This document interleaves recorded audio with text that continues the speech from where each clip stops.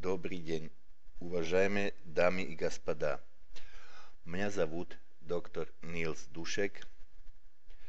Я гражданин Германии и разработчик препарата Билурон.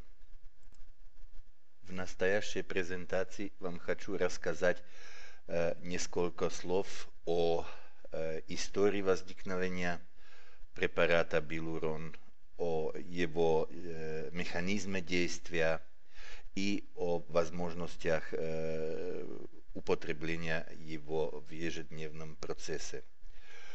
За ошибки в моем русском языку извиняюсь, но постарался чем лучше изучить и освоить русский язык.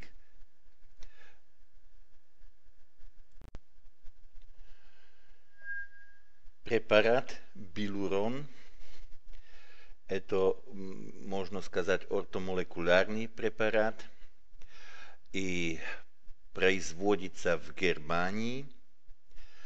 Производителем есть моя компания Grammer-Revit, и производим Билурон для Coral Club International. Билурон считается торговой маркой Coral Club International.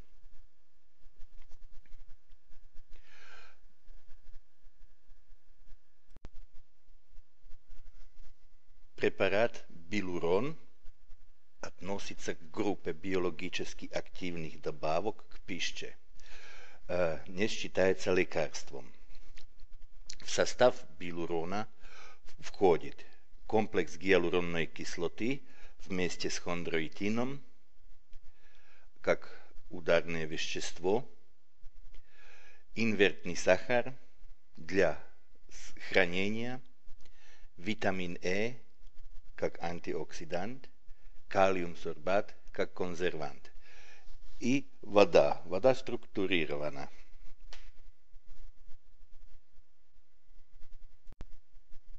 Сначала несколько слов об истории препарата Билурон.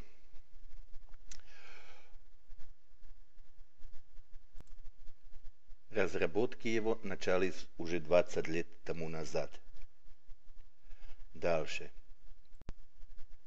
Как всегда в медицине, первые эксперименты с гиалуронной кислотой в поисках эффективной формулы были сделаны на мышах и крысах.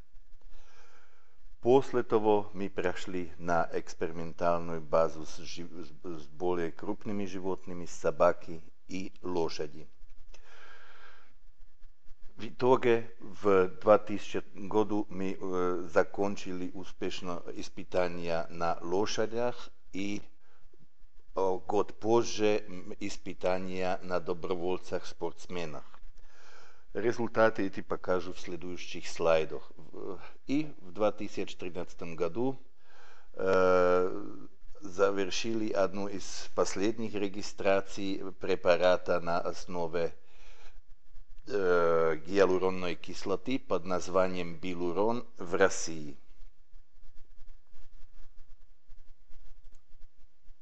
Дальше. На следующем слайде показаны результаты лечения хромоты у лошадей. Эффективность лечения после одномесячного приема гиалуронной кислоты оценивали ветврачи, и здесь следующие результаты. У 38% лошадей было улучшение, у 52% было значительное улучшение. Это все в сравнении с другими терапевтическими процедурами. Без изменений осталась группа 10% лошадей. То значит, что здесь получается для улучшения и значительного улучшения 90% результат. Ухудшение хромоты не показано ни у одной лошади. Дальше. Похожие результаты мы получили и у людей, как видно в слайде номер 8. У спортсменов это был хоккей и маратон, где у 35% больных было улучшение и 65% значительное улучшение. Ухудшение или без влияния не было у группы людей. Мы поэтому спрашивали, почему этих 10% было у лошадей, и обнаружили при последующей проверке материалов, что там был значительный эффект ошибочной диагностики. Дальше. Теперь несколько слов к компонентам, из которых состоит билурон. Дальше. Основным компонентом билурона является гиалуронная кислота. Гиалуронная кислота – это, что касается химической структуры, соединение огромного количества полисахаридных единиц, которые имеют большую молекулярную массу. Эта большая молекулярная масса – это одна из причин, почему очень тяжело всасываются химические составы с похожей структурой. Гиалуронная кислота имеет одну из главных функций в организме – это привязка воды. В том же самом плане и привязывает воду и делает основный компонент синовиальной жидкости. Но как единственный компонент билурона имеет гиалуронная кислота, в отличие к хондроитину и остальным, и регуляторные свойства, потому что сможет привязываться на собственный рецептор и регулировать рост и размножение хондроцитов. Дальше. Необработанная гиалуронная кислота имеет очень тяжелое всасывание в кровь, как видно здесь на следующем сайте. Эта красная палка в середине – это стенка кишечника, через которую эти длинные молекулы очень тяжело проходят, и в процессе прохождения они расцепливаются на моносахариды. То значит, в итоге в крови уже не найти гиалуронную кислоту. Таким же образом можно кушать и белый сахар. Результат будет тот же самый. Нашей задачей было посмотреть, как можно повлиять на структуру химическую молекулы гиалуронной кислоты, чтобы прохождение через кишечник не помешало ей биологической активности как гиалуронной кислоты целиком. Дальше.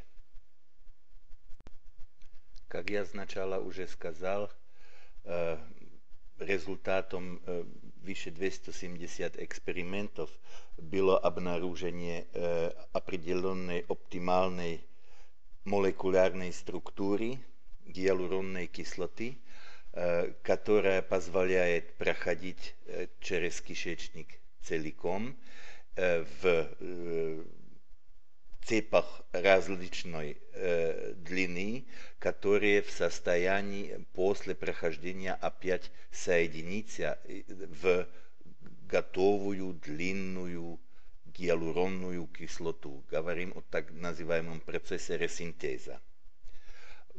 Вот эта гиалуронная кислота, которая таким образом изменена и проходит через кишечник, она находится в препарате билурон.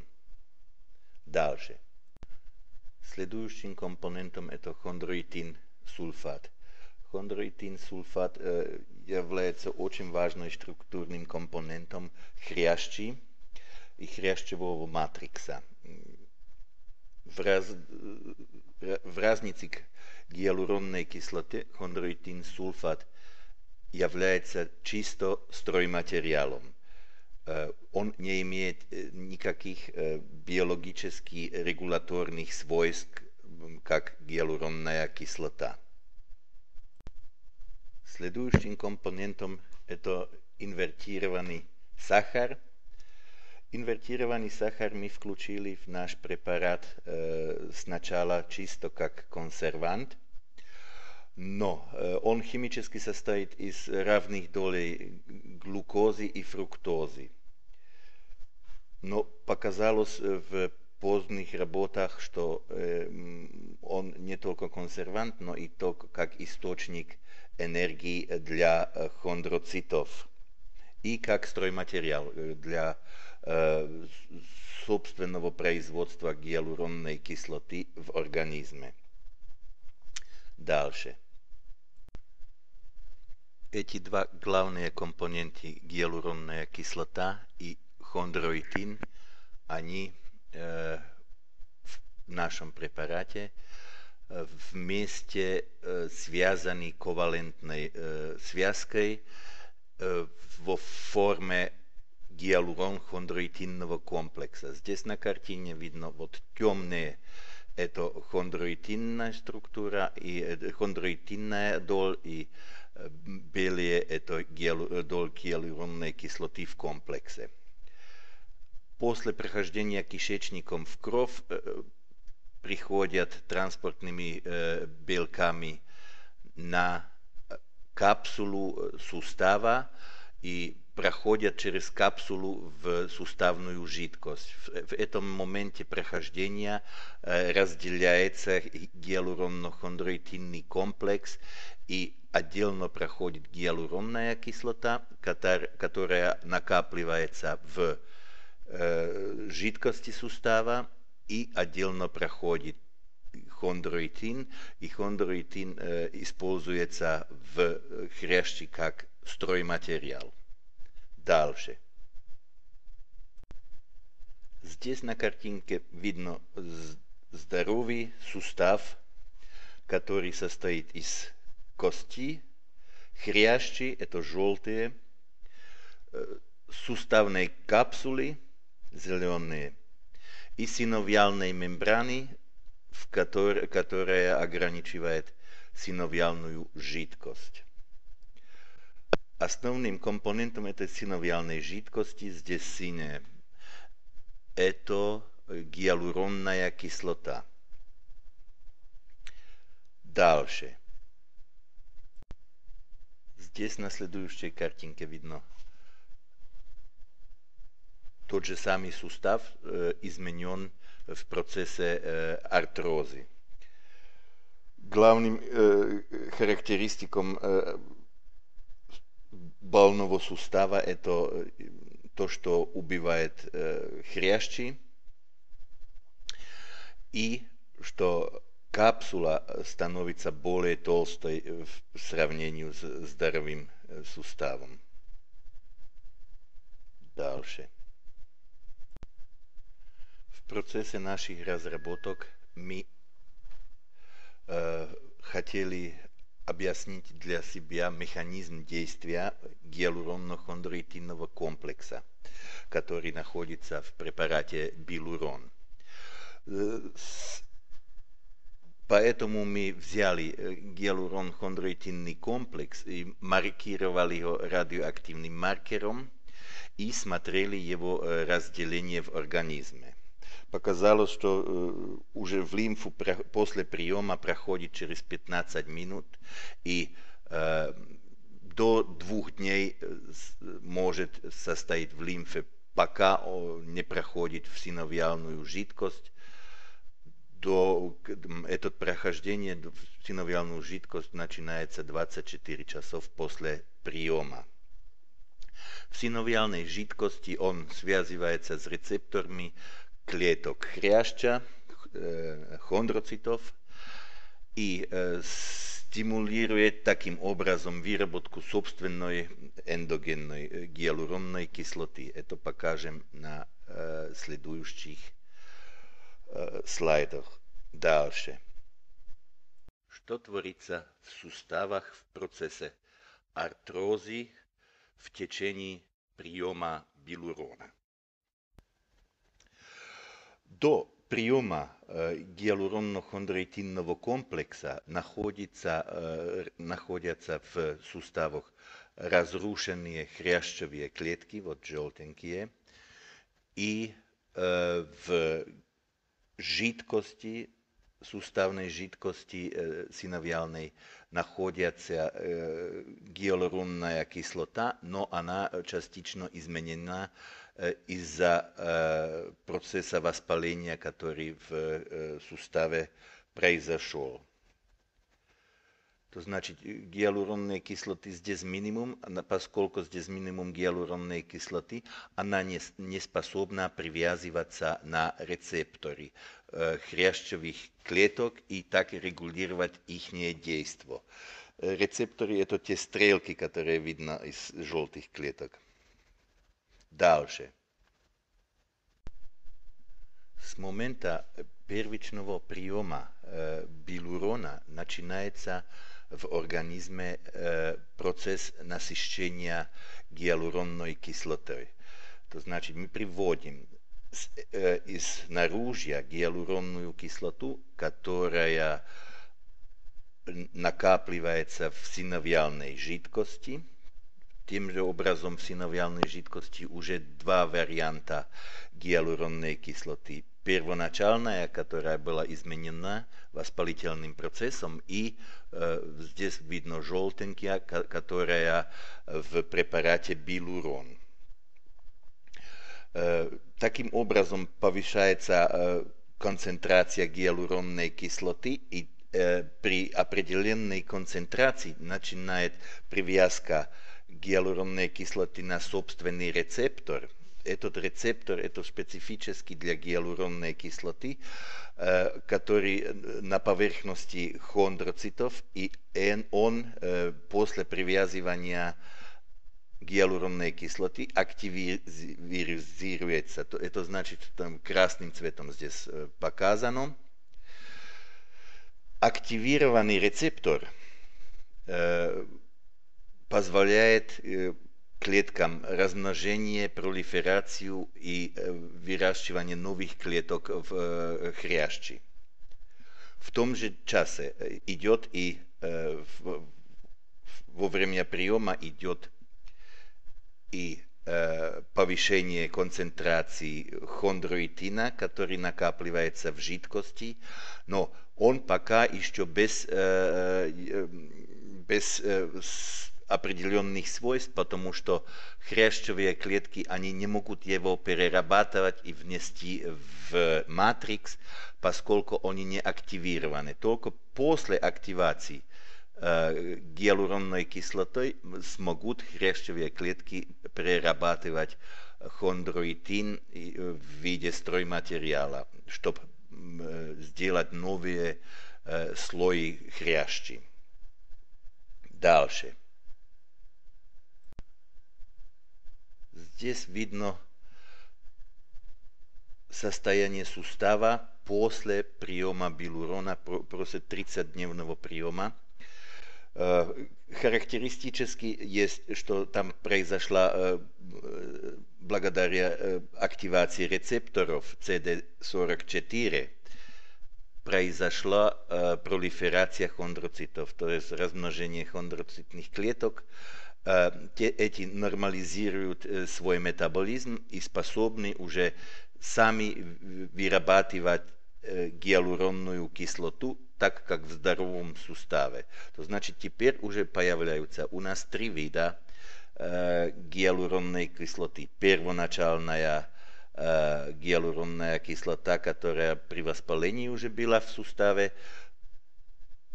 После того экзогенная желтая, которая в препарате билурон.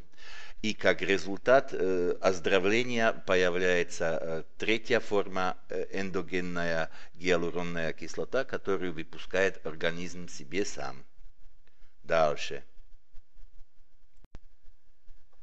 На следующем слайде показана постепенная возможность восстановления сустава после регулярного приема билурон. Вплоть до того, что заканчиваются воспалительные процессы и обновленная синовиальная жидкость позволяет суставам без огромной боли движение. На следующих двух слайдах более схематически показан еще раз процесс восстановления хрящевых клеток после приема билурон.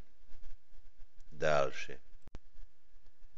На слайде номер 25 видно, как меняется динамика и содержание гиалуронной кислоты в жидкости суставов во время и после приема билурон. На первой неделе, когда начинается процесс приема гиалуронно-хондроитинного комплекса, вначале находим в суставной жидкости только воспалительную гиалуронную кислоту. Постепенно с ежедневным приемом билурон накапливается экзогенная гиалуронная кислота, здесь красный цвет. Этот процесс накапливания идет до конца приема на 30-й день. В определенный момент есть накапливание уже такое количество гиалуронной кислоты, которая позволяет привязку на рецептор CD44, это где-то в пределах третьей недели приема. С того момента начинает организм сам выделять еще эндогенную гиалуронную кислоту. Интересно, что в четвертой неделе, когда процесс приема уже закончен, растет эндогенная дальше, эндогенная продукция гиалуронной кислоты, и так же самое на 5, 6, 7 неделе до достижения биологического определенного максима и без последующего приема билурон. Дальше. Теперь несколько слов о принимании билурона в процессе влияния и ухаживания за суставами. На следующем слайде номер 27 показан зависимость выработки гиалуронной кислоты от возраста. Однозначно показано, что до 20 лет организм способен вырабатывать себе гиалуронную кислоту в полном объеме. И после 20 выработка производительность гиалуронной кислоты падает, и 60-летний имеет уже столько лишь 10% выработки гиалуронной кислоты, которая ему нуждается. Это однозначно доказано, что организм надо субституировать изнаружья гиалуронную кислоту, потому что как только упадет концентрация пониже активирования рецептора CD44, восстанавливаются и процессы оздоровления в суставах. Билурон предназначен не только для больных, но и для здоровых людей. В первой очереди это мы в течение последних 10 лет накопили ведомство, где можно применять гиалуронно-хондроитинный комплекс. Это у детей здоровых детей в фазе роста. У спортсменов, когда у них идет или перегрузка, или профилактически до нагрузок и соревнований. И у пожилых людей возрастный износ произошел, можно восстанавливать опять назад хрящ с помощью билурона. И классические применения это артроз и патология межпозвоночных дисков. И в последних летах мы сделали большой эксперимент в Вьетнаме, где нам удалось доказать, что с помощью билурона можно в комплексной терапии очень хорошо влиять на подагру.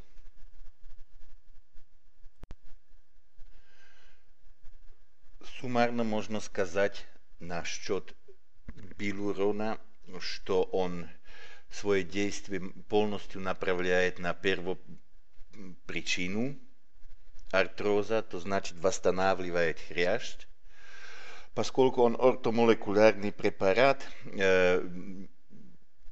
есть полностью без побочных эффектов, и можно его подавать и принимать пациентам, которые получают разные лекарственные средства.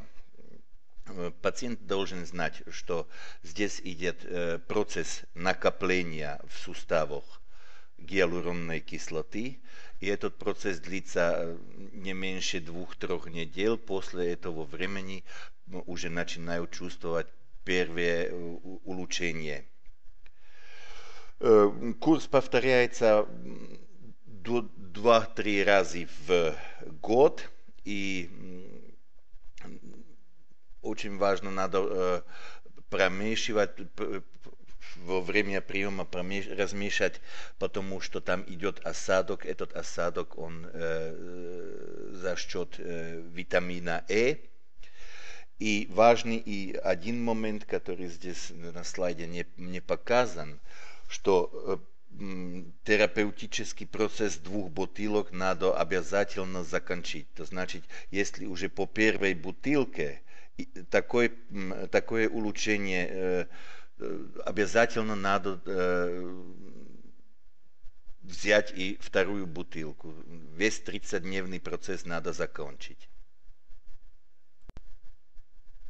Если сравнить наш билурон с другими хондропротективными препаратами, за счет того, что у нас находится комбинация и гиалуронной кислоты вместе с стройматериалом, то значит с хондроитином, имеем несколько преимуществ, которые в остальных препаратах не находятся. Самым главным преимуществом есть, что мы не только регулируем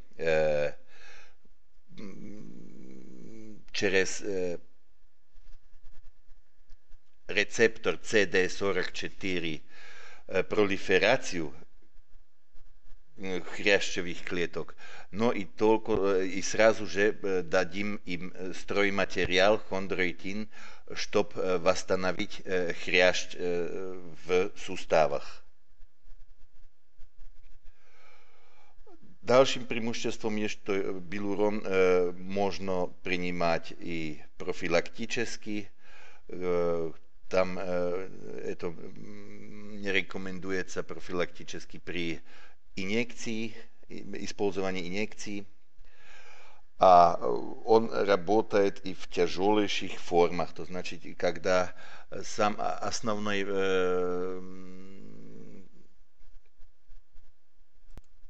основным вопросом есть, чтобы было в суставе присутствие каких-то остатков хрящей, как, например, при артрозе степени 4, с которого можно начать восстанавливать. Потому что при степени 5 там уже нет хрящевых клеток, и там даже и билурон не очень поможет.